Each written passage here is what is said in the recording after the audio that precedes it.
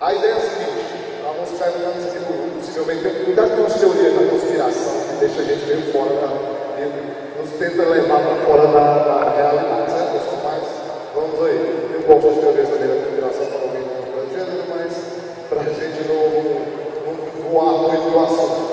Ela perguntou se toda bomba atômica que é testada no Oceano Atlântico, a Mata Atlântica, no caso, vai sofrer as consequências. Ela, no caso, até certo ponto, eliminando a radiação. Uma bomba atômica é um negócio muito complexo quando você vai visualizar ela acontecer. Para quem nunca viu alguma explicação de como ela funciona, no dia que se testou a primeira bomba atômica, ninguém tinha ideia do que ela fazia. Sabia-se que quando ela explodia, ela gerava calor. Ponto. Quando uma bomba atômica explode, ela gera 3 momentos separados. O primeiro momento é um pulso eletromagnético, velocidade da luz. Queima tudo que foi elétrico que estiver na área. Se você assistiu o último filme do Batman, quando o Batman tem um aparelhinho ali, os repórteres estão todos batendo foto dele, aí ele clica no aparelho e as máquinas fotográficas tudo param. Ele tem um negócio que parece uma arma, ele vira na moto e o cara da moto para. O que é aquilo? Uma arma de pulso eletromagnético. Se você consegue fazer o pulso eletromagnético ser direcionado, onde eu mirar e tiver uma coisa eletrônica, ela queima. Quando você explode uma bomba atômica, isso sai em uma quantidade imensa. Não causa a priori nenhum dano ao ser humano, mas tudo que é eletrônico é bom. Depois vem o calor. Calor de algo em torno de 5.000 graus, igual à superfície do Sol. Faz com que as pessoas que estão em áreas mais próximas simplesmente evaporem. Certo? Aí depois vem a radiação. Não, a floresta não suga a radiação. Certo? Ela vai, evidentemente, passar até a radiação vivenciando o período dentro dela, mas ela não tem uma capacidade real de fazer com que essa radiação seja anulada. Certo? Então, qualquer teste nuclear que você fizer perto de uma floresta, a radiação vai ficar lá para não ter como. Ok? Seria essa a ideia aí. A Amazônia tem muita coisa boa, mas ela, para esse lado, ela não é funcional. Ok? Uma das últimas vegetações seria a savana. Aqui no Brasil, nós conhecemos essa savana como cerrado. É a mesma coisa. Quer dizer que se eu ouvir o cara dizer que o cerrado é a savana brasileira, beleza, tá certo. É uma vegetação tropical que você encontra muito na África. Lá você vai ter uma mistura de árvores, de médio porte, retorcidas, certo? Troncos muito de cascas muito grossas, certo? E algumas áreas de grama herbácea, certo? Tipicamente assim no Brasil. Só que a savana mais famosa não é aqui no nosso cerrado. A savana mais famosa é a savana da África. Essa savana, ela gerou condição de grandes animais viverem aí, como leões, zebras e assim por diante. Inclusive, de você ver, quem já assistiu aqueles programas, Animal Planet e tal, você vê aqueles guepardos, aqueles leopardos, leões caçando. Já prestou atenção que eles caçam sempre correndo, né? Eles pegam o bicho na carreira. A nossa onça, ela não chega a fazer uma caçada parecida. Vou te mostrar como é que um guepardo caça na savana. Você vai notar que até mesmo a vegetação colabora para organizar a maneira de vida dos seres humanos e dos animais. Olha ele caçando uma área da savana. Esse animal atinge 100 km por hora. Só para você ter uma ideia. Olha só. É outro. Aí. Pronto.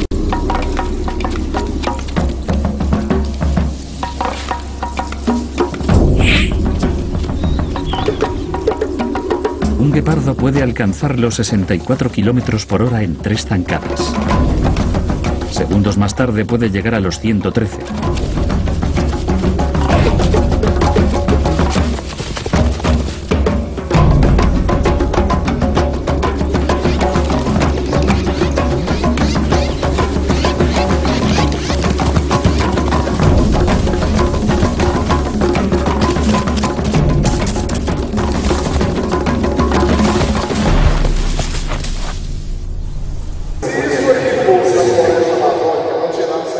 Por quê? Porque a floresta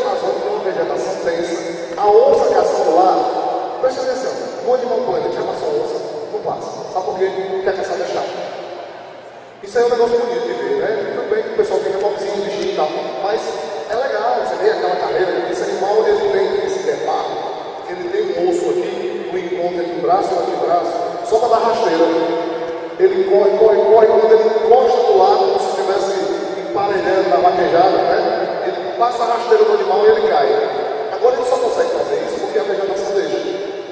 A vegetação é toda aberta, não tem árvores, certo? Então você vê que essa questão da formação da vegetação, ela influi nos tipos de animais que vão existir, na economia e assim por diante.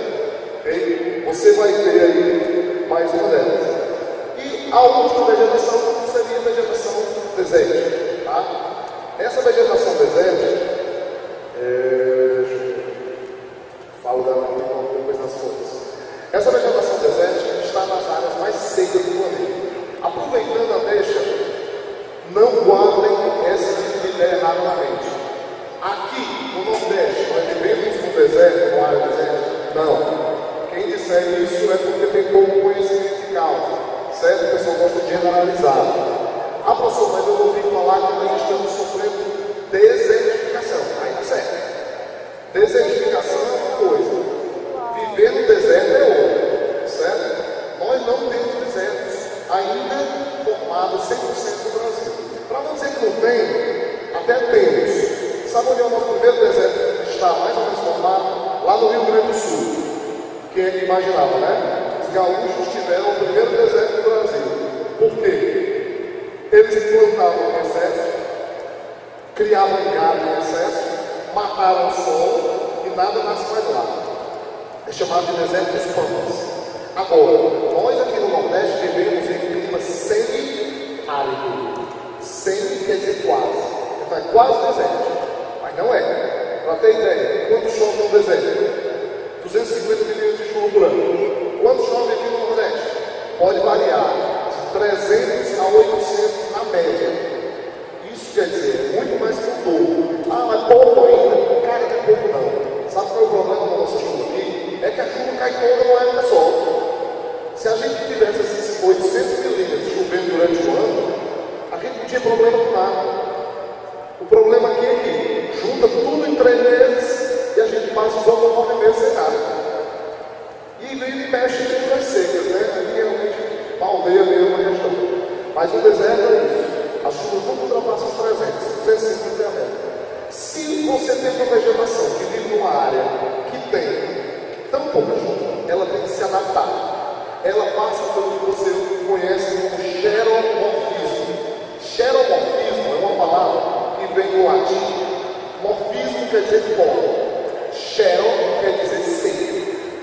Eu só me lembrei agora da xeros, né? Pois é, aqui no Brasil a gente tem mania de generalizar os nomes das coisas. Você já deve prestar atenção.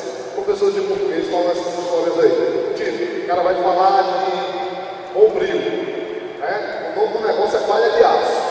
Um belo dia alguém botou a marca, bombril.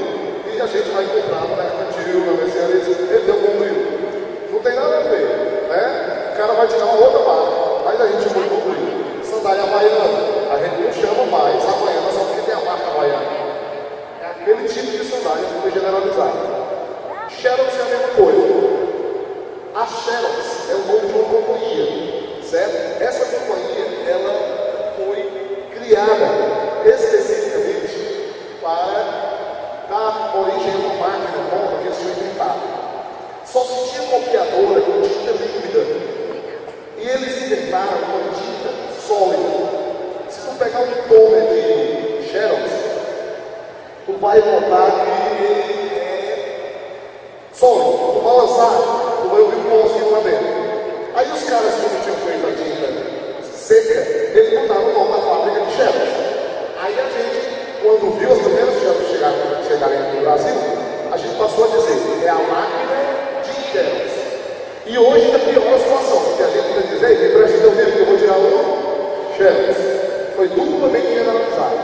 Uma planta xerófila é uma planta que se adapta à falta d'água.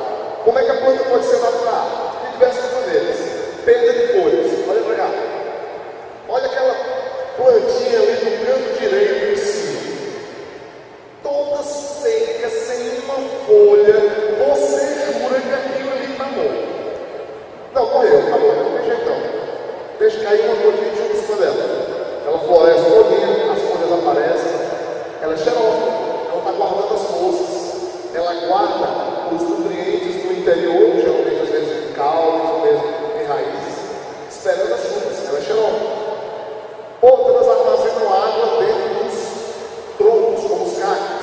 certo?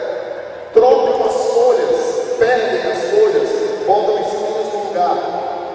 O espinho não perde água como a folha, certo? Oh, cheguei na folha, mais uma aqui, certo? Olha só. Então vai, ó, diz assim, você ouviu uma matéria sobre a Amazônia dizendo que os nutrientes presentes no solo são decorrentes da decomposição das folhas, né? A ideia é a seguinte, as folhas são os mais importantes órgãos da planta, certo? As folhas são o órgão pelo qual as plantas fazem fotossíntese, certo? São o órgão pelo qual as plantas perdem água. Se você tem uma planta que vive no deserto, não é legal ter folhas grandes. Por quê? Porque ela vai perder muita água. Já a planta que está na Amazônia é boa ter folha grande. As chamadas plantas da Amazônia são latifoliadas, as folhas são grandes, largas, ela tem que perder muita água. Ó, uma dicasinha de um assunto, não sei se eu vou chegar aqui a falar com vocês, então vale a pena falar. De um assunto que já está sendo muito citado ao longo dos anos na Amazônia, que são os chamados rios voadores. Se alguém já chegou a ouvir essa expressão. O que são os rios voadores? Os rios voadores são as massas de ar úmido que existem sobre a Amazônia. Acredita-se que tem tanta água na atmosfera da Amazônia quanto tem lá embaixo, nos rios. Entendeu? Como é que essa floresta libera tanta água lá em cima? Porque ela libera através das folhas. É a chamada evapotranspiração. Agora, tu já imaginou uma árvore dessa na Amazônia, dentro de um deserto, num Saara, que dá 50 graus de temperatura durante o dia? Ela morria rapidinho, porque ia depender da água que ela tinha. Uma planta para viver no deserto, ela tem que se adaptar. Por isso é chamado de xeromorfismo. Mas as folhas na Amazônia, elas sim, são responsáveis por uma grande quantidade de nutrientes. O que a gente pode falar do solo da Amazônia? É um solo rico em matéria orgânica, porque todo dia cai folha, todo dia cai fruto, galhos, animais que morrem, tudo aquilo apodrece devido ao calor que tem na floresta, e você tem um solo rico em nutrientes. Não é um solo rico em minerais. Por quê? Porque lá chove todo dia chove na Amazônia. Aí a chuva lava o solo e leva os minerais embora.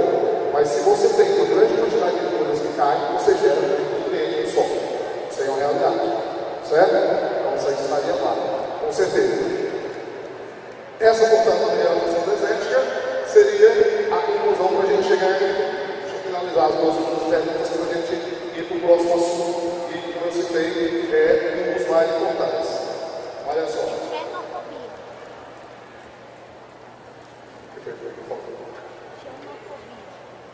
Pronto. Tem que ter cuidado, as palavras são parecidas, né? Na realidade, possivelmente aqui vai estar lembrando do lance da xenofobia. Né? Não é a mesma coisa. Esses prefixos latinos que estão no meio do nosso linguajar, como nós falamos português, e o português é uma língua latina, a gente tem muitas palavras que são provenientes dele, né? Eu tinha um professor na universidade que ele dizia assim: se a gente, quando estudasse, aprendesse um pouquinho de latim, um pouquinho de grego, a gente só precisava estudar as coisas pela metade. Qual era a ideia dele? É porque quase todas essas palavras científicas que a gente vem aprendendo no ensino médio, assim por diante, elas são latinas e gregas. Quando tu entende o significado de uma, pronto, xero, você já sabe agora pro resto da sua vida que significa ser. Qualquer coisa que aparecer com xero na frente é ser. Xeno é estrangeiro. Xenofobia. Xeno é estrangeiro. Fobia é medo. Medo, mas é aquele medo incontrolável, certo? Aquele pavor. Estilo daquele menino do Harry Potter que tem medo das aranhas. Pronto, aquilo ali é uma xenofobia, certo? Então, xenofobia. Um medo, pavor de estrangeiros. É outra ideia. No caso aqui do xeromorfismo, né, vai ser a transformação em relação a uma planta que vive no lugar do ser. Uma outra ideia, tá? E, por último aqui, para a gente começar o outro, o pessoal está interessado na radiação. Em Chernobyl, quando ocorreu o maior acidente radioativo do mundo, a radiação fez a floresta mudar de cor, deixando ela inabitável. E sua explicação você não absorveu. Não, entenda, cuidado. Então eu não me fiz compreender adequadamente. Quando eu digo que não absorve, é porque dá a impressão, que pelo menos que a primeira pergunta que veio, de que a floresta podia ser uma esponja para a radiação, como ela é no CO2. Se a floresta ela absorve radiação, sim, igual a nós. Mas não é por isso que a gente vai viver depois disso, né? E a floresta também, ela morre. Agora, a planta, a floresta, ela absorve o CO2 na boa. Ela continua vivendo. Na realidade, ela vai viver por milhares de anos absorvendo CO2. Nós chamamos as florestas de sumidouros de carbono, porque elas podem absorver o carbono sem contratá-las. Faz parte da natureza delas. Não faz parte da natureza das florestas absorver radioatividade. Ela vai absorver, ela vai morrer. As que não morrerem vão ficar de uma forma tal que nunca mais serão as mesmas. Entendeu? A absorção existe. Ela não existe, é do ponto de vista que você pode dizer, vamos plantar uma floresta para absorver a radioatividade que ainda tem lá em Hiroshima. Funciona não, certo? Foi isso que eu quis dizer então, tá bom? Bem, a última parte é a parte da agricultura. Eu resumi ela nas partes mais importantes que eu considero que foram encontradas ao longo do tempo aí, certo? Primeiro vamos definir rapidinho. A agricultura vem do latim agro, que significa terra cultivada. Antigamente a gente dizia que a agricultura era o objetivo de você plantar alimento. Não está errado, mas hoje é incompleto. Quem pensar em agricultura hoje só para plantar comida, você só está falando um terço do que ela faz. Hoje nós temos a agricultura dando origem a mais outras questões. Continuando, hoje você tem a agricultura como sendo um conjunto de técnicas desenvolvidas pelo ser humano com o objetivo de produzir alimento, é o básico, energia e matéria-prima. Cuidado para não trocar ideia. Quando eu digo que a gente produz energia com a agricultura, eu estou dizendo que ela vai produzir materiais como cana de açúcar, a gente produz álcool, e álcool combustível produz energia. Ela produz óleos, e a gente faz biodiesel, produz energia. É assim que a agricultura produz energia. Matéria-prima. Muitas indústrias são supridas quando se produz no campo. Nem tudo que a gente planta, a gente consome, pelo menos como alimento especificamente. Então eu planto determinados tipos de cultivos, o agave, por exemplo, eu vou transformar em fibras, isso vai virar desde roupas, a cordas e outros muitos materiais, certo? Então hoje ela tem essas três ideias. O ser humano mudou completamente quando ele aprendeu a plantar. A gente passou a poder viver num lugar só e não precisamos mais ficar nos movendo para lá e para cá. Existem três tipos básicos de agricultura em relação ao desenvolvimento. A primeira delas é a agricultura arcaica e tradicional. Essa agricultura é a agricultura em que você usa muita mão de obra humana ou animal e você precisa de muita terra e muito trabalho. Como é isso? É mais ou menos assim. Eu tenho 1 hectare de terra. Em 1 hectare de terra, para produzir 1 tonelada de arroz, eu preciso de 5 pessoas plantando e preciso, no caso, de um custo X de ajuda para adubo, todo o resto. Vamos até esquecer o custo por enquanto. Vamos pensar na terra. 1 hectare, 5 pessoas plantando para eu gerar 1 tonelada de arroz. Se eu quiser produzir 2 toneladas de arroz, nessa agricultura eu preciso de mais 1 hectare e mais 5 pessoas. Veja, professor, mas é assim. Hoje não é assim não. Se você tiver dinheiro, e para isso você vai pensar em dinheiro, não tem jeito, você pode sair da agricultura arcaica para a moderna. Na agricultura moderna, com dinheiro você compra tecnologia. E com tecnologia, tu planta mais no mesmo lugar. Quer dizer que eu vou poder plantar 2 toneladas sem precisar de mais 5 pessoas no mesmo espaço. E na realidade eu te garanto, tu não vai precisar nem das 5 pessoas que tu precisava antes. Porque você vai mecanizar tudo. Você vai comprar sementes transgênicas vão poder produzir mais. Em outras palavras, imagine a ideia: um pé de arroz produzia 5 grãos, agora um pé de arroz transformado produz 20. Dá para ter um aumento monstruoso, tu não precisa nem sequer plantar mais. Entendeu? Agora, é claro, não precisa você ser especialista em agricultura para entender que essa semente transgênica é mais cara do que a semente natural, certo? Vai ser mais cara, mas você consegue produzir mais comida no mesmo campo, certo? Isso foi uma grande mudança na agricultura moderna. A agricultura contemporânea é moderna, só que ela passou a utilizar outros meios tecnológicos que são até pouco comuns. Por exemplo, todo mundo já deve ter ouvido falar do GPS, ou já viu em ação. Todo mundo vislumbra o GPS para você saber onde é que você está, para onde você vai. Hoje a agricultura usa GPS. Essa é a agricultura contemporânea.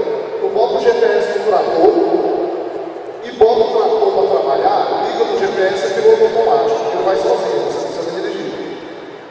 Agora, é claro, você caríssimo. O pessoal usa lá as grandes fazendas de Goiás para tirar soja. O agricultor de soja hoje no Brasil ganha tanto dinheiro que ele troca de avião porque troca de carro. O cara desse tem grana para fazer isso, certo? Aí a agricultura contemporânea, é a ideia dele. São, portanto, 3 agriculturas bem diferentes, certo? Mas as 3 existem, as 3 convivem, vamos dizer assim, ok? Dessas agriculturas aí, no meio de uma para outra, nós tivemos momentos de grandes mudanças. Um momento de grande mudança é chamado de Revolução Verde. Hoje nós vivemos, cada vez mais, o momento dos transgênicos. Antes dos transgênicos se tornassem uma realidade, nós tivemos a Revolução Verde. Ela aconteceu ao longo entre os anos 70 para frente, na maioria dos países, e ela se baseou em um conjunto de mudanças na agricultura internacional. A Revolução Verde foi um momento em que os países desenvolvidos criaram várias mudanças tecnológicas na agricultura.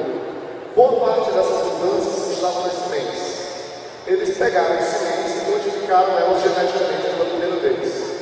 Uma semente famosa na época foi um arroz chamado R8. O cara pegava aquele arroz e conseguia fazer aquele arroz produzir mais, do jeito que eu acabei de dizer para vocês. Mas qual era o problema? O problema é que essa Revolução Verde, ela ainda não estava testada na prática. Então os países desenvolvidos levaram a ideia para a ONU, passaram o queijo nos países subdesenvolvidos, pobres, e disseram assim: olha, nós estamos querendo ajudar vocês a acabarem com a fome no país de vocês. Porque nós somos gente boa, então nós queremos ajudar, certo? Nós vamos oferecer esse arroz aqui, que é um arroz que produz mais que os outros. Vocês vão comprar baratinho, testem, plantem, vocês vão ver que a fome vai passar aí nos países de vocês. Evidentemente que a fome continuou nos países, mas o pessoal testou e o arroz realmente produziu muito, certo? Mostrou-se que existia a possibilidade de você mexer na agricultura e conseguir mais produção. Essa Revolução Verde foi um teste, na realidade. Foi um teste em que grandes empresas testaram os produtos novos em países pobres do mundo. Por que eles não testaram nos próprios países? Tipo, por que uma empresa americana não testou lá nos Estados Unidos o arroz? Porque mesmo nos Estados Unidos você sabe que processar os ovos é passatempo nacional, né? E processo lá é processo milionário. Se o cara bota um arroz que está sendo testado pela primeira vez, que tem mudança genética, aí alguém pega esse arroz, planta, consome, e a pessoa começa a passar mal depois que come aquilo, sei lá, fica verde, alguma coisa do gênero, vai ser um processo para ela quebrar aquela empresa. Aí eles mandam para os países pobres. A gente planta aqui, testa aqui. Se alguém morreu, aí eles dizem: rapaz, você vê esse arroz aqui que o pessoal está falando, sem querer, meu irmão, a minha intenção era melhor, entendeu? E vamos usar na boa. Para a sorte de quem comeu o tal do arroz na época, deu certo. Ninguém chegou a morrer por causa dele. Mas isso foi a evolução dele. Foi um conjunto dessas tentativas, mudanças nas técnicas de agricultura, certo? Bem, já que eu falei deles, aí estão os ditos cujos, os tais transgênicos, né? Esse bate aí. Isso, pronto. transgênico, quando você ouve falar dos transgênicos, tem todo tipo de história sobre eles, né? O que são os transgênicos? Transgênicos são os chamados OGMs, organismos geneticamente modificados. São organismos, em geral plantas, mas podem ser animais também, que tiveram genes estranhos de qualquer outro ser vivo inseridos no seu código genético. Como é que funciona isso? Eu tenho milho e eu insiro nesse milho um gene porco. Exatamente. Um animal porco, eu pego o gene do porco e insiro no milho. Eu acredito nessa minha mistura que o milho vai ter alguma característica melhor do que o milho natural. Deixa eu dar um exemplo mais verídico, que você vai poder encontrar por aí, ou pelo menos ouvir falar. Nós temos um milho que já está sendo plantado aqui no Brasil há algum tempo, que é transgênico. Esse milho tem dentro dele o gene de uma bactéria. Para que botar o gene de uma bactéria dentro do milho? Se a gente está sempre imaginando que bactéria é coisa ruim, vai fazer mal. Então quer dizer que eu estou comendo aquele milhozinho ali, cozido na esquina, e aquele negócio vai ter uma bactéria dentro dele, eu estou ingerindo agora. É possível, sim. Até porque aqui no Brasil a gente tem pouco controle disso. Mas deixa eu explicar qual é o objetivo da tal bactéria. Existem várias pragas que atacam o milho. Lagartas em especial. Lagarta que ataca a folha, lagarta que ataca a própria semente, certo? Esse milho transgênico evita que o agricultor precise jogar agrotóxico no milho para matar a lagarta. O próprio milho mata a lagarta.